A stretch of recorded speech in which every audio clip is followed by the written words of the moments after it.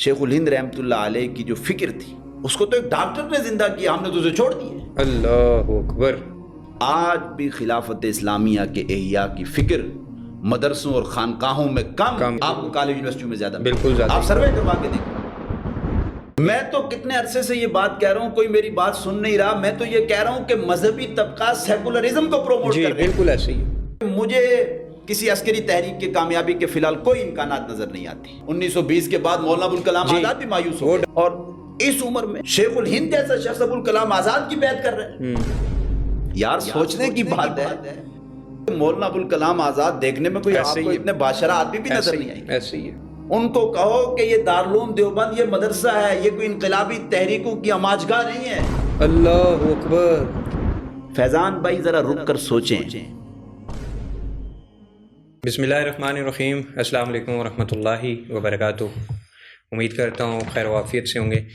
آج آپ کی خدمت میں ہم ایک ایسی شخصیت کا تعارف، اس کے افکار یا اس کے نظریات پیش کریں گے اور ان پہ بات کریں گے جو بر صغیر جو پاک و ہند ہے۔ میرا خیال ہے کہ آپ پچھلے 100-150 سالہ یا 200 سالہ تاریخ اٹھا کے دیکھیں تو احیائی حوالے سے، دین کے غلبے کے حوالے سے اور کفار کے سامنے سب سے زیادہ ڈٹے جانے والی جو آواز ہے، اگر اس کا سہرا جاتا ہے تو وہ اسی شخصیت پہ جاتا ہے۔ لیکن دکھ کے ساتھ کہوں گا کہ ان کے نام لیوا جو یہ دعویٰ کرتے ہیں کہ ہم ان کے نظریات اور افکار پہ چل رہے ہیں، انہوں نے ان کی شخصیت کو اتنا مسخ کر دیا کہ بڑے بڑے کتب خانوں پہ میں جاتا ہوں تو ان کا لٹریچر بہت کم اور نہ ہونے کے برابر ہے۔ لیکن جب بھی میں کسی جد و جہد، کسی تحریک کو دیکھتا ہوں تو میں پاتا ہوں کہ ڈاکٹر اسرار رحیم اللہ جیسی شخصیت ان کو کہتے ہیں کہ وہ اپنے وقت کے مجدد اعظم ہیں۔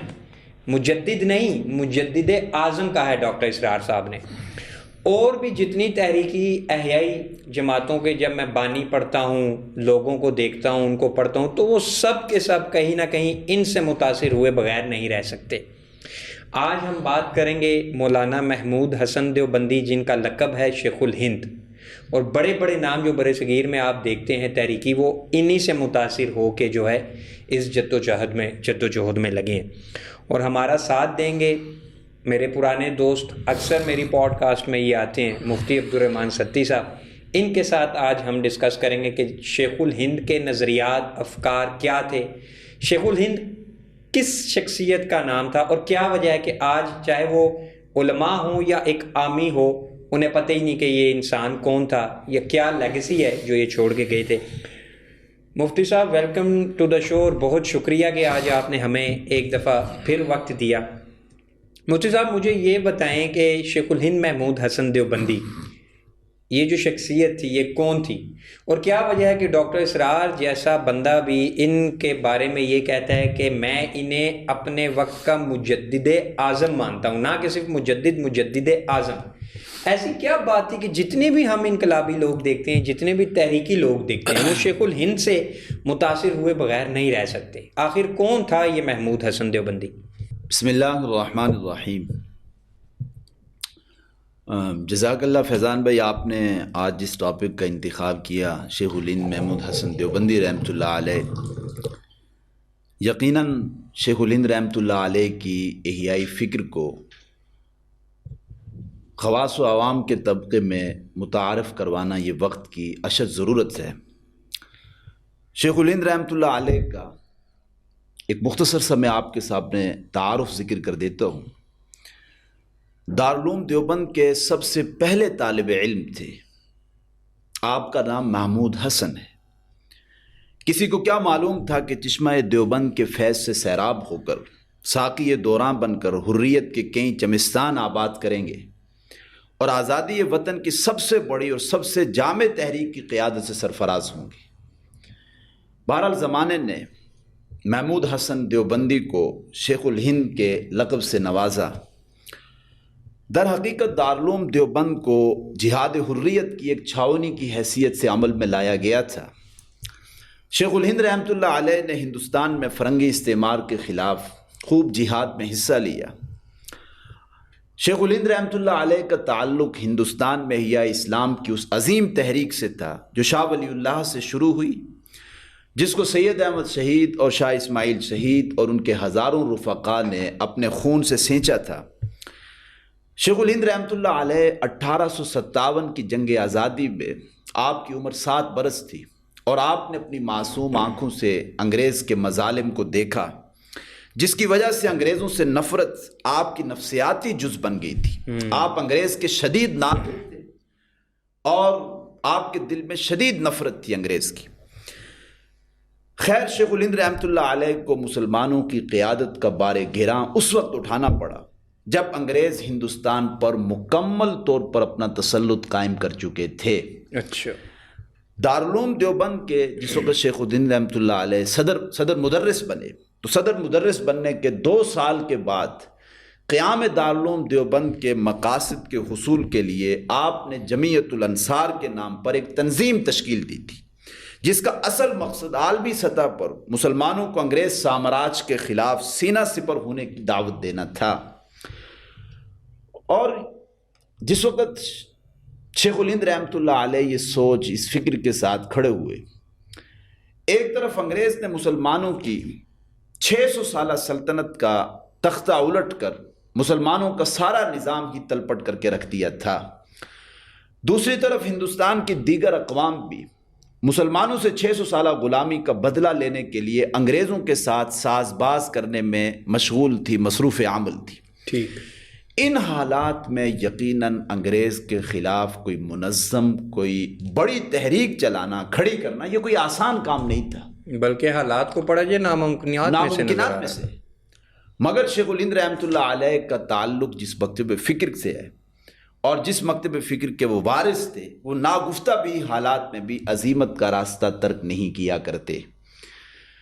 چنانچہ شیخ الہند رحمۃ اللہ علیہ نے ایک جانب تو انگریز کی جو تعلیمی اور جو فکری یلغار تھی اس کا مقابلہ کرنے کے لیے دارالعلوم دیوبند سے پورے ہند میں اسلامی درسگاہوں کے قیام کی تحریک چلائی، اور چند برسوں میں ہزاروں شاگرد تیار کر کے پورے ملک میں بھیج دیے۔ اچھا، یعنی کہ آپ کہنا چاہ رہے ہیں کہ جو بند کا جو قیام کا مشن تھا اور شیخ الہند جو چاہتے تھے، وہ فکری طور پہ جو گورے کی جو یلغار تھی وہ پھیلتی جا رہی تھی ویسٹ کی، اس کی مخالفت تھی، نہ کہ جو اب کے جو بندی کر رہے ہیں وہ تھا معاملہ۔ بالکل ایسے، ایک تو یہ کہ اس فکری یلغار کا مقابلہ کرنے کے لیے، ان کی تعلیمی یلغار کا مقابلہ کرنے کے لیے، دوسری طرف شیخ الہند رحمۃ اللہ علیہ نے دہلی میں رہ کر ایک ایسی انقلابی تحریک کا آغاز کیا جس کا نقش ہندوستان کی مکمل آزادی کی پہلی منظم تحریک کی صورت میں تاریخ کے اوراق میں ثبت ہوا، جسے بعد میں تحریک ریشمی رومال کہا گیا۔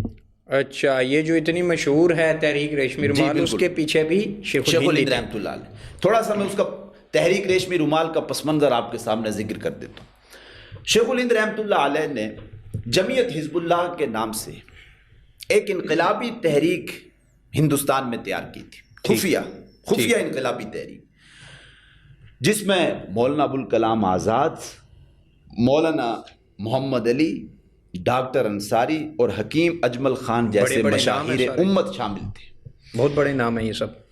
اس جماعت کا جو نصب العین تھا، یعنی جمعیت حزب اللہ کا، کہ ہندوستان کو فرنگی استعمار کی غلامی سے نجات دلانا ہے، اور تحریک حزب اللہ کے تحت جو پروگرام تیار کیا گیا تھا، نمبر 1 اندرون ملک رضاکاروں کی بھرتی کی جائے، نمبر 2 ایک باقاعدہ شعبہ تبلیغ قائم کر کے عوام میں جہاد کی خفیہ تبلیغ کی جائے، نمبر 3 ملک بھر کے عمدہ صلاحیتوں والے افراد کو اپنا ہم خیال بنایا جائے۔ یہ پروگرام تھا۔ یہ تحریک ایک عرصے تک تو خفیہ طریقے سے کام کرتی رہی۔ ٹھیک، بعد میں جس وقت خلافت عثمانیہ کے خلاف سازشوں کے عروج کا زمانہ تھا، تو اس زمانے میں اس خفیہ تحریک کو منظر عام پر لانے کا فیصلہ کیا گیا کہ وہ جو شیخ الہند نے جمعیت حزب اللہ بنائی تھی، جو خفیہ انقلابی تحریک تھی، یہ اب یہ کہ اس کو کیا کر دیا جائے، منظر عام پر لایا جائے۔ 1914 میں مولانا ابوالکلام آزاد نے شیخ الہند رحمۃ اللہ علیہ کے مشورے سے کلکتہ میں اس کی تنظیم نو کا اعلان کیا تھا۔ ٹھیک، یہاں سے غلط فہمی بھی پیدا ہوئی۔ کچھ لوگ یہ سمجھتے ہیں کہ یہ جو حزب اللہ تھی، یہ مولانا ابوالکلام آزاد کی برپا کردہ تحریک تھی اور اس کی بنیاد مولانا ابوالکلام آزاد نے رکھی، جبکہ ایسی بات نہیں تھی۔ بلکہ یہ وہی جمعیت حزب اللہ تھی جو ایک خفیہ انقلابی تحریک تھی جس کی بنیاد شیخ الہند نے رکھی تھی، اور بعد میں شیخ الہند کے مشورے سے مولانا ابوالکلام آزاد نے اس تحریک کا کلکتہ میں اس کی تنظیم نو کا اعلان کیا تھا، یعنی اس خفیہ تحریک کو منظر عام پر لانے کا فیصلہ کیا گیا تھا۔ تو خیر یہاں تھوڑا سا ہم رک کر شیخ الہند رحمۃ اللہ علیہ اور مولانا ابوالکلام آزاد کی جو آپس میں جو ایک نظریاتی اور فکری تعلق ہے اس کو بھی شیئر کر دیتے ہیں۔ شیخ الہند رحمۃ اللہ علیہ کی عمر 60 برس کو پہنچ چکی تھی، ٹھیک، اور کون سی قرآن کی آیت تھی، کون سی حدیث تھی، کون سی فقہ کا مسئلہ تھا جس سے شیخ الہند واقف نہیں تھے، ٹھیک، جو ہزاروں شاگردوں کے استاد جی، اور بڑے بڑے ان کے تلامذہ۔ جی، شیخ الہند رحمۃ اللہ علیہ مولانا ابوالکلام آزاد کا جو ماہنامہ رسالہ تھا الہلال نامی، اس کو منگوا کر بڑے ذوق و شوق سے پڑھا کرتے تھے۔ شیخ الہند رحمۃ اللہ علیہ کو کسی نے کہا کہ آپ مولانا ابوالکلام آزاد کے الہلال نامی رسالے کو اتنے ذوق و شوق سے منگوا کر کیوں پڑھتے ہیں؟ حالانکہ وہ 24 سال کے نوجوان ہیں، اور پھر یہ کہ وہ باشرہ بھی نہیں ہے، چہرے پہ ان کے داڑھی پوری سنت کے مطابق نہیں ہے، مونچھیں ان کی بڑی بڑی، اور تقلید بھی یعنی ایک آزادانہ خیال کے آدمی ہیں، جی، تو آپ الہلال کیوں پڑھتے ہیں؟ تو شیخ الہند رحمۃ اللہ علیہ نے کہا کہ اس نوجوان نے ہمیں بھولا ہوا سبق یاد دلاتی ہے۔ اللہ اکبر۔ اب جو رسالہ جاری کیا تھا مولانا ابوالکلام آزاد نے 24 سال کی عمر میں، الہلال، وہ 2 مضامین کے گرد گھومتا تھا۔ نمبر 1 دعوت رجوع الی القرآن، اور دوسرا اس کا اہم ترین مضمون ہوتا تھا جہاد فی سبیل اللہ اور قتال فی سبیل اللہ۔ اچھا، اور شیخ الہند رحمۃ اللہ علیہ اس کو منگوا کر بڑے ذوق و شوق سے پڑھا کرتے تھے۔ خیر شیخ الہند رحمۃ اللہ علیہ نے اس زمانے میں اپنے جو ان کے مشیر تھے ان کے مشورے سے یہ فیصلہ کیا کہ ہمیں ہندوستان میں انگریز کو پسپا کرنے کے لیے مجھے حجاز کا سفر کر کے وہاں جو ترک گورنر ہے اس سے ملاقات کر لینی چاہیے، ٹھیک، اور ترک حکومت کو چونکہ اس وقت جیسی ٹوٹی پھوٹی خلافت تھی قائم تھی، ان کو اس بات پر آمادہ کیا جائے کہ تم ہندوستان پر حملہ کرو۔ ٹھیک، اور مولانا عبید اللہ سندھی کا انہوں نے انتخاب کیا کہ ان کو افغانستان بھیجا جائے، اور افغان حکومت کو اس بات پر آمادہ کیا جائے کہ تم بھی کیا کرو، ہندوستان پر حملہ کرو۔ شیخ الہند رحمۃ اللہ علیہ نے مولانا عبید اللہ سندھی کو افغانستان روانہ کیا، خود چلے گئے۔ عبید اللہ سندھی رحمۃ اللہ علیہ بھی انہی کے، آپ کہہ رہے ہیں کہ انہی کے تربیت یافتہ آدمی، ان پہ بھی ہم انشاءاللہ ایک پوڈ کاسٹ الگ ضرور انشاءاللہ۔ اب یہ کہ شیخ الہند رحمۃ اللہ علیہ حجاز مقدس کا جب سفر کرنے لگے، اس سے پہلے انہوں نے مولانا ابوالکلام آزاد سے مشورہ کیا کہ میری یہ رائے ہے کہ میں چاہتا ہوں کہ افغان حکومت کو ادھر ترک حکومت کو آمادہ کیا جائے کہ تم ہندوستان پر حملہ کرو، ہم مسلمان انگریز کے خلاف ہندوستان میں بغاوت کریں گے اور انگریز کو پسپا کرنے میں ہم کامیاب ہو جائیں گے۔ مولانا ابوالکلام آزاد چونکہ صرف ایک مدرسے کے پڑھے ہوئے آدمی نہیں تھے، بلکہ ان کی حالات جدیدہ کی نبض کے اوپر بڑی گہری نگاہ تھی، اور سیاسیات اور عمرانیات سے پوری طرح مولانا ابوالکلام آزاد باخبر تھے۔ ٹھیک، انہوں نے شیخ الہند سے کہا کہ شیخ الہند، میری رائے یہ ہے کہ آپ حجاز مقدس کا سفر نہ کریں۔ ٹھیک، کیوں؟ انگریز کا ہندوستان پر اتنا تسلط ہو چکا ہے کہ اگر یہاں کوئی عسکری تحریک کھڑی کی جائے تو کامیابی کا کوئی امکان مجھے نظر نہیں آتا، اور بیرون یعنی کوئی طاقت آ کر ہندوستان پر حملہ کر کے ہماری مدد کرے تو فی الحال مجھے اس کا بھی دور دور تک کوئی امکان نظر نہیں آتا۔ اچھا، اس چیز کو مطلب یہاں سے ایک سوال بنتا ہے، رد کر رہے ہیں یہ آج جو خروج کے قائل ہیں اور کہتے ہیں کہ کلیشن کوپ کے ذریعے سے ہم اسلام لانا چاہتے ہیں، تو وہ بھی ان کا نام لیتے ہیں اپنی تقریروں میں، لیکن یہاں یہ بات ہے کہ یہ اس ٹائم بھی رد کر رہے ہیں اس طریقے کو۔ مولانا ابوالکلام آزاد نے اس وقت کہا کہ حالات ایسے بن چکے ہیں کہ یہاں کسی عسکری تحریک کے کامیابی کا بھی کوئی امکان مجھے نظر نہیں آتا، اور کوئی ایسی صورت بھی نظر نہیں آتی کہ کوئی بیرونی طاقت ہماری مدد کر سکے، کوئی احمد شاہ ابدالی آ جائے اور ہماری مدد کر سکے، مجھے کوئی اس چیز کا بھی کوئی امکان نظر نہیں آتا۔ شیخ الہند رحمۃ اللہ علیہ نے مولانا ابوالکلام آزاد کی اس رائے پر عمل نہیں کیا اور آپ چلے گئے حجاز مقدس۔ اس کا نتیجہ کیا نکلا؟ شیخ الہند رحمۃ اللہ علیہ گرفتار ہو گئے مالٹا میں 4.25 سال کی اسیری کاٹنے کے بعد جب شیخ الہند رحمۃ اللہ علیہ واپس ہندوستان میں آئے تو واپس آنے کے بعد شیخ الہند رحمۃ اللہ علیہ نے کیا کام کیا؟ اس حوالے سے 3 کام کیے شیخ الہند رحمۃ اللہ علیہ نے وہاں سے واپس آنے کے بعد۔ ٹھیک۔ ان میں پہلا کام شیخ الہند رحمۃ اللہ علیہ نے ایک تو یہ کیا، اپنے تلامذہ اور اپنے مسترشدین کو ہدایت کی کہ اپنی تمام تر توجہات کو خدمت قرآن پر مرکوز کر دیں۔ اچھا، اپنی تمام تر توجہات جی خدمت قرآن کے اوپر مرکوز کر دیں۔ ٹھیک۔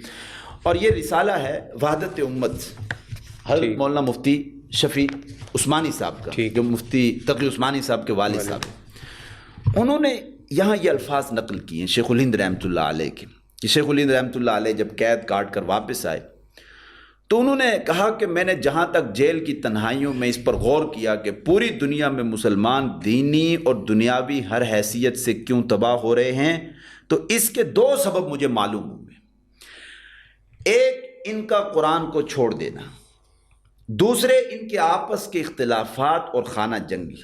اللہ، اس لیے میں وہیں سے یہ عزم لے کر آیا ہوں کہ اپنی باقی زندگی اس کام میں صرف کروں کہ قرآن کریم کو لفظاً و معناً عام کیا جائے، بچوں کے لیے لفظی تعلیم کے مکاتب ہر بستی بستی میں قائم کیے جائیں، اور بڑوں کو عوامی درس قرآن کی صورت میں اس کے معانی سے روشناس کرایا جائے، اور قرآنی تعلیمات پر عمل کے لیے آمادہ کیا جائے، اور مسلمانوں کے باہمی جنگ و جدال کو کسی قیمت پر بھی برداشت نہ کیا جائے۔ اچھا، یہ شیخ الہند رحمۃ اللہ علیہ۔ اور غالباً ڈاکٹر اسرار صاحب جو قرآن اکیڈمی کا معاملہ کیا تھا، انہوں نے وہ اکثر بیان کرتے تھے کہ یہ شیخ الہند سے متاثر ہو گئے، میں نے جگہ جگہ پہ درس قرآن کا میں آپ کو اس پر ایک واقعہ سنا دیتا ہوں۔ مولانا اسلم شیخ پوری رحمۃ اللہ علیہ کا آپ نے نام سنا ہوگا، بالکل، جو بہت بڑے عالم، یعنی لنگڑے بھی تھے جی، اور قرآن کی انہوں نے ماشاءاللہ بہت خدمت کی۔ اسلم شیخ پوری رحمۃ اللہ علیہ نے اپنے ایک درس میں یہ بات کہی، اور یہ بات مجھے اس بندے نے بتائی کہ جو اس درس میں براہ راست ان سے سن رہا تھا۔ ٹھیک۔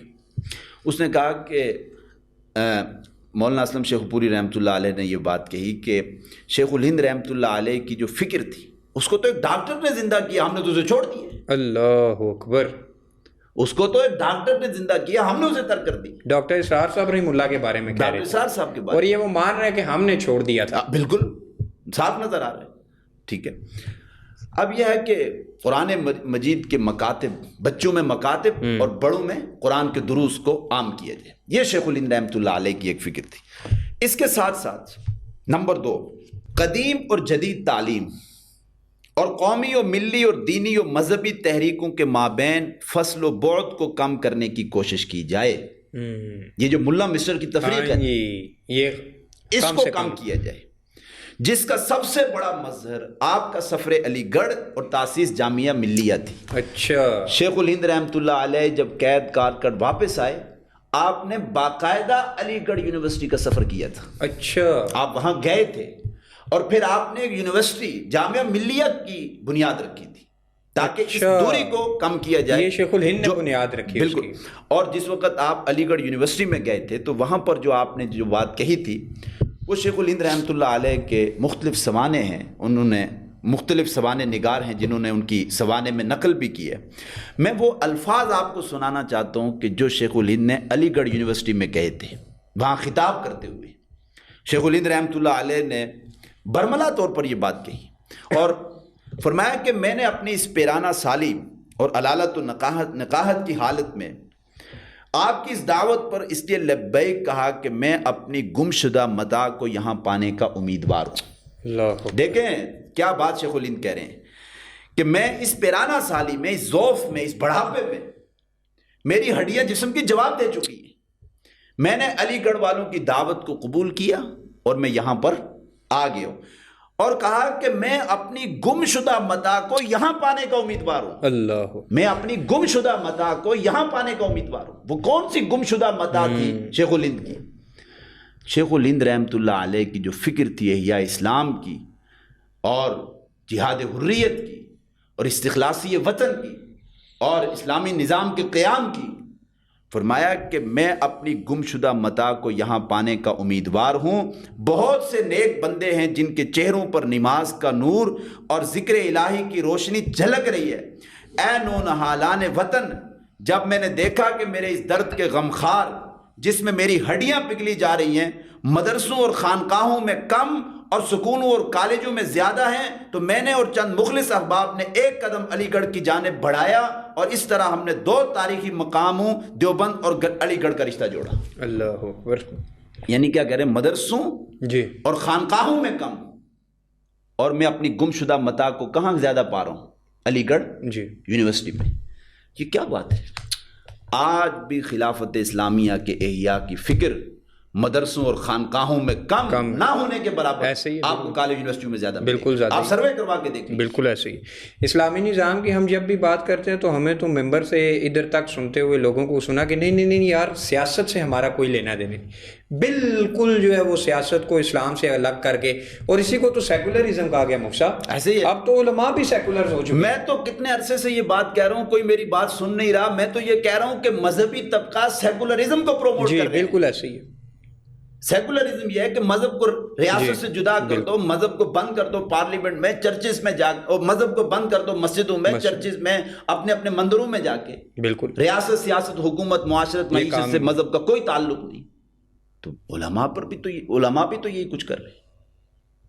تو بہرحال یہ کہ ایک تو یہ دوسرا جو اہم کام شیخ الہند رحمۃ اللہ علیہ نے کیا، جامعہ ملیہ کی بنیاد رکھی ایک یونیورسٹی کی، اور آپ نے دیوبند اور علی گڑھ کے درمیان اس بعد کو ختم کرنے کی کوشش کی، اور آپ نے اپنا درد علی گڑھ کے لوگوں میں محسوس کیا جس میں ان کی ہڈیاں پگھلی جا رہی تھی۔ تو اس کے بعد پھر یہ کہ تیسرا کام جو شیخ الہند رحمۃ اللہ علیہ نے کیا، یہ اب سننے کا ہے۔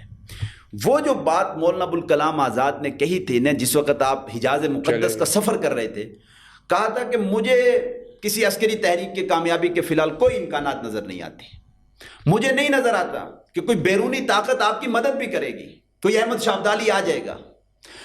ہاں ایک صورت ہے جو کامیاب ہوتی ہوئی مجھے نظر آتی ہے کہ آپ بر صغیر میں رہ کر انگریز کے خلاف عوامی تحریک برپا کریں۔ انگریز کے خلاف عوامی تحریک۔ اس وقت تو شیخ الہند رحمۃ اللہ علیہ نے مولانا ابوالکلام آزاد کی اس بات کو تسلیم نہیں کیا، اور آپ حجاز مقدس کا سفر کرنا، آپ نے سفر شروع کر لیا۔ جب واپس آئے قید کاٹ کر، اب انہوں نے جو تیسرا کام کیا شیخ الہند رحمۃ اللہ علیہ نے، علم جہاد بلند کرنے کے لیے، ایک عوامی تحریک کے آغاز کے لیے، کسی صاحب دعوت و عزیمت اور حامل و فہم و بصیرت، بالخصوص موجودہ زمانے کے سیاسی و عمرانی ظروف و احوال سے کما حق و واقف شخص کے ہاتھ پر بیعت کی تجویز، اور اس کے لیے مولانا ابوالکلام آزاد کی تعیین۔ فیضان بھائی ذرا رک کر سوچیں، شیخ الہند کی عمر جس وقت واپس آئے تھے جیل کاٹ کر، اس وقت شیخ الہند کی عمر تقریباً 70 سال کے، 70 سال عمر کے آخری حصے میں تھے، اور واپس آ کر مولانا ابوالکلام آزاد کے امام الہند ہونے کی تجویز، اور اس پر غور و فکر، اور پھر لوگوں کو دعوت دینا کہ آؤ آ کر سارے مولانا ابوالکلام آزاد کے ہاتھ پر بیعت کرو، اور کہا کہ مجھے اگر اس پیرانہ سالم میں، اس بڑھاپے کی، مجھے اگر چارپائی پر جا کر ابوالکلام آزاد کی بیعت کرنی پڑی تو میں چارپائی پر جا کر بیعت کر لوں، کیونکہ انہیں پتا تھا کہ جب تک میں بیعت نہیں کرتا تو یہ میرے تلامذہ تو بیعت نہیں کریں گے۔ تو حضرت تاریخ میں تو پھر یہ بھی آتا ہے نا کہ اس وقت کے علماء نے پھر بڑا مایوس کیا شیخ الہند کو، اور ابوالکلام آزاد کے مولانا ابوالکلام آزاد کی پھر بعد میں علماء نے اتنی شدید مخالفت کی کہ 1920 کے بعد مولانا ابوالکلام آزاد بھی مایوس ہو گئے۔ وہ ڈاکٹر اسرار صاحب بھی کہتے ہیں نا، 2 ابوالکلام آزاد ہیں، ایک پہلے والا ہے جس کا میں مدعا ہوں، بعد میں مایوس ہو گئے تھے ابوالکلام آزاد صاحب، لیکن پوری بات بھی نہیں بتائی جاتی تاریخ میں۔ یہی ہے کہ ان کی اتنی شدید ان کے اپنوں نے مخالفت کی کہ وہ مایوس ہو گئے تھے پھر۔ بالکل ایسے۔ لیکن ایک بات جو قابل غور ہے یہاں پر رک کر سمجھنے کی ہے، شیخ الہند رحمۃ اللہ علیہ جو اتنے بڑے بڑے شاگردوں کے استاد ہیں، اتنے بڑے عالم جنہیں شیخ الہند کہا جاتا ہے، بالکل 70 سال کی عمر کو پہنچ چکے ہیں، اور مولانا ابوالکلام آزاد کی عمر زیادہ 30 برس ہو گئی، ٹھیک ہے، اور اس عمر میں شیخ الہند جیسا شخص ابوالکلام آزاد کی بیعت کر رہے ہیں۔ یار سوچنے کی بات ہے کہ وہی بات ہے کہ مولانا ابوالکلام آزاد دیکھنے میں کوئی آپ کو اتنے باشرہ آدمی بھی نظر نہیں آئے، ایسے ہی ہے۔ در حقیقت یہ اخلاص کی اتنی بڑی دلیل ہے، شاید کہ اس کی نظیر نہ ملے۔ کہ اتنا بڑا آدمی ایک 30 سال کے نوجوان کے ہاتھ کے اوپر بیعت کر رہا ہے اور کہتا ہے کہ اس کے ہاتھ پر بیعت کرو. بالکل. تو خیر یہ تیسری چیز تھی جو شیخ الہند رحمۃ اللہ علیہ نے بیان کی, اور شیخ الہند رحمۃ اللہ علیہ نے یہ تیسرا کام کیا کہ عوامی تحریک برپا کی جائے, اور اس کے لیے مولانا ابوالکلام آزاد کا انہوں نے کیا کیا, انتخاب کیا کہ ان کے ہاتھ پر بیعت کی جائے. در حقیقت اگر دیکھا جائے تو شیخ الہند کی جانشینی کا شرف جو ہے علم و فضل, تقوی و تدین کے اعتبار سے مولانا حسین احمد مدنی, مولانا انور شاہ کشمیری اور مولانا شبیر احمد عثمانی کو حاصل ہے. لیکن دعوت و تحریک کے میدان میں حضرت شیخ الہند کے اصل خلیفہ و مجاز جو ہیں وہ مولانا ابوالکلام آزاد ہیں. ٹھیک ہو گیا. تو یہ فکر تھی شیخ الہند رحمۃ اللہ علیہ کی مالٹا کی قید سے واپسی کے بعد. 3 نمبر 1 قرآن کی دعوت کو عام کر دیا جائے. نمبر 2 قدیم اور جدید تعلیم کو, قومی و ملی اور دینی و مذہبی تحریکوں کے مابین جو دوری ہے اس کو کم کر دیا جائے. تیسرا کام عوامی تحریک برپا کی جائے, احیاء اسلام کے لیے اور کس کے لیے,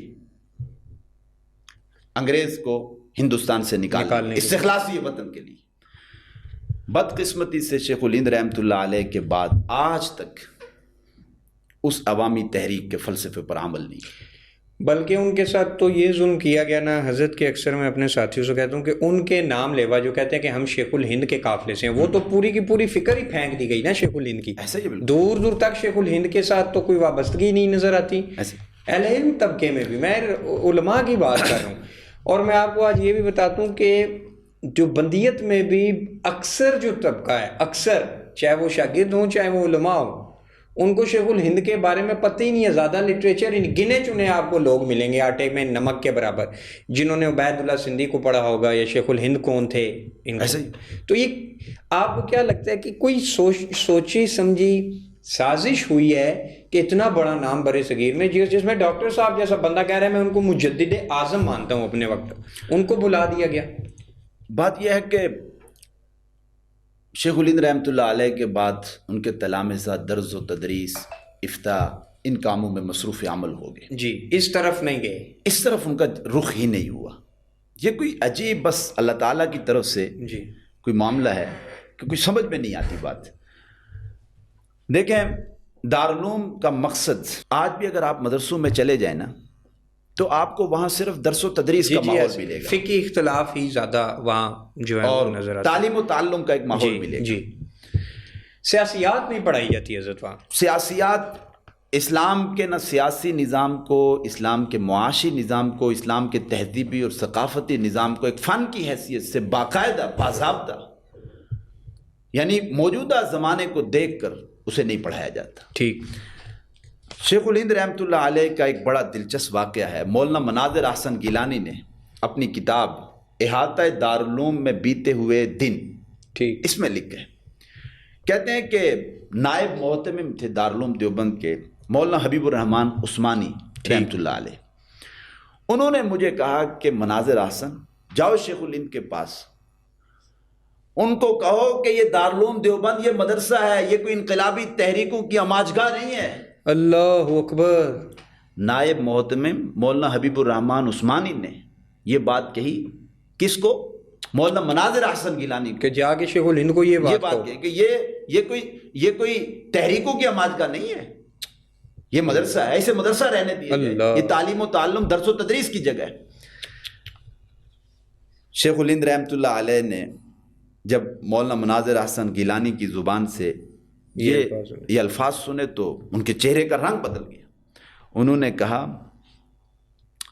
کیا حضرت الاستاذ, وہ حضرت مولانا قاسم نانوتوی کو حضرت الاستاذ کہا کرتے, ٹھیک, کہا حضرت الاستاذ نے اس مدرسہ کو کیا درس و تدریس و تعلیم و تعلم کے لیے قائم کیا تھا؟ اللہ اکبر. غصے میں آ گئی, کہا کیا تعلیم و تعلم کے لیے قائم کیا تھا؟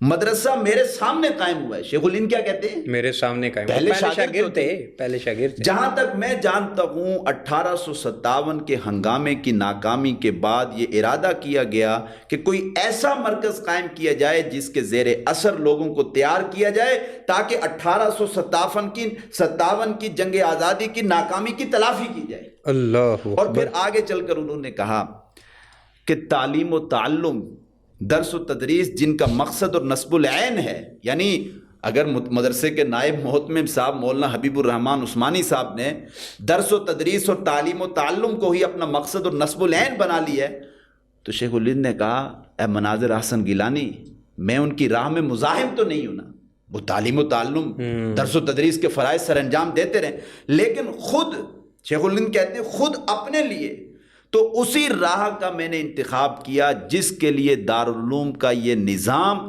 میرے نزدیک حضرت الاستاذ مولانا نانوتوی نے قائم کیا تھا۔ وہ یہ تھا کہ انگریز کو یہاں سے نکالنا ہے، استخلاصی وطن کی تحریک چلانی ہے، اور دوبارہ سے جو 1000 سال تک ہندوستان پر جزوی یا کلی طور پر مسلمانوں کی حکومت قائم رہی بر صغیر کے اوپر، اس نظام کی بحالی کے لیے ہم نے جد و جہد کرنی ہے۔ اور اس کے لیے شیخ الہند رحمۃ اللہ علیہ نے پہلے بنائی تھی جمعیت الانصار، پھر ایک خفیہ انقلابی تحریک بنائی تھی جمعیت حزب اللہ کے نام پر، جس کا بعد میں 1914 میں شیخ الہند کے مشورے سے مولانا ابوالکلام آزاد نے کلکتہ میں اس کی تنظیم نو کا اعلان کیا تھا۔ تو یہ شیخ الہند کی فکر تھی، اور یہ حضرت الاستاذ مولانا قاسم نانوتوی کی بھی یہی فکر تھی۔ بدقسمتی سے جس فکر کو بعد میں پروان بلا دیا گیا، نہیں چڑھایا گیا، اور آج تو تقریباً دماغ سے وہ فکر محو ہو چکی ہے۔ اس وقت بھی پاکستان میں ہم جس خطے میں رہتے ہیں، یہاں عوامی تحریک کی ضرورت ہے کہ یہ علماء اٹھیں، عوامی تحریک برپا کریں اسلام کے غلبے کے لیے، اور خاص کر کے دیوبندی مکتب فکر کے لوگوں کو جو شیخ الہند کی جانشینی اور ان کے وارثین کہلاتے ہیں کہ ہم شیخ الہند کے جانشین ہیں، ہم ان کے وارث ہیں، انہیں چاہیے کہ اس ملک کے اندر یہ تحریک برپا کریں۔ جزاک اللہ حضرت وقت دینے کا۔ اور شیخ الہند ایک ایسی عظیم شخصیت ہے کہ میرا خیال ہے کہ ایک آدھی پوڈ کاسٹ میں تو ان کی شخصیت کے کارنامے یا کیا کیا جد و جہد انہوں نے کی وہ پوری نہیں ہو سکتی۔ تو میں کوشش کرتا ہوں کہ ان کے جتنے نامور شاگرد ہیں، جیسے ابوالکلام آزاد ہیں، انہی میں سے ایک بڑا نام گزرا ہے عبید اللہ سندھی رحمۃ اللہ علیہ کا۔ افسوس کے ساتھ کہنا پڑتا ہے کہ کچھ مولویوں نے ان کے بارے میں کتابوں میں یہ لکھا کہ وہ ذہنی پاگل ہو گیا تھا، وہ ذہنی طور پہ کھسک گیا تھا۔ اب یہ کیوں لکھا گیا ان کے خلاف، یہ ہم انشاءاللہ نیکسٹ پوڈ کاسٹ میں ریکارڈ کروائیں گے۔ اور عبید اللہ سندھی کے بارے میں جو ڈاکٹر اسرار صاحب بھی اکثر بیان کرتے وہ رو بھی پڑھتے تھے کہ وہ کس شخصیت کے حامی تھے، انشاءاللہ ہم یہ تسلسل جاری رکھیں گے۔ بہت شکریہ جی آپ کا وقت دینے کا، جزاک اللہ خیر۔